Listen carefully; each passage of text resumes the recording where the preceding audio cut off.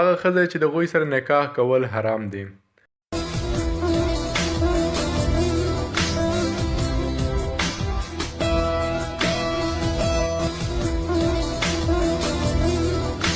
سلامونه ګران دوستانو، په دې ویډیو کې تاسو ته د هغه ښځې معرفي کوم چې هغوی سره نکاح کول د اسلامي شریعت له لحاظ حرام ده. نو ګران دوستانو، ویډیو تر پایه پورې وګورئ چې په دې پوه سئ هغه کومې ښځې دي، او که غواړئ چینل ته سبسکرایب کړئ او ویډیو ته سره لایک ورکړئ او زیات په سوشل میډیا کې شیر کړئ. نو وخت مو نه نیسم، راځئ شروع کوم. اول مطلقه ثلاثه، کومه ښځې ته چې 3 طلاق ورکړل شي له هغه سره بیا نکاح کول حرام دی، مګر دا چې د ښځې عادت تیر شي د بل کس سره نکاح وکړي او کوروالی ورسره وکړي، هغه مړ شي یا طلاق ورکړي، بیا ورسره نکاح جایز دی. دوهم نمبر ته راځو، واده شوې ښځه.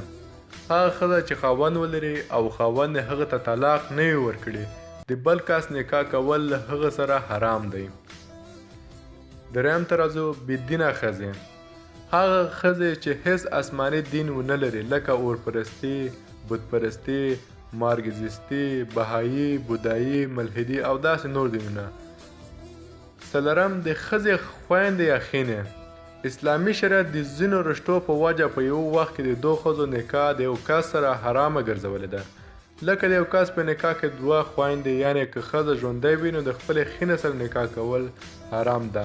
له قوله سبحانه وتعالی ژباړه، دا هم حرام ده چې تاسې 2 خویندې یو ځای په نکاح کې جمع کړئ. همدارنګه د مېرمنې له ویرې او خورزې سره نکاح کول حرام دی. د دې آیات شریف وَإِنَّ تَجْمَعُ بَيْنَ أَخَتَيْنِ په تشریح کې نبی صلی الله علیه وسلم ځینې نورې ښځې هم په دې کې حکم کې داخل کړي دي. مثلا یوه ښځه او د هغه د پلار خور یا د هغه د مور خور هم په نکاح کې جمع کول حرام دی.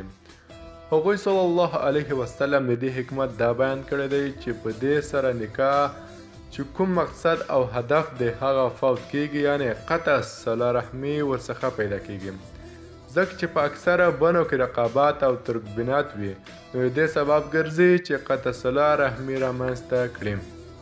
دارالمحدار اسلامي فقه صفحه نمبر 354.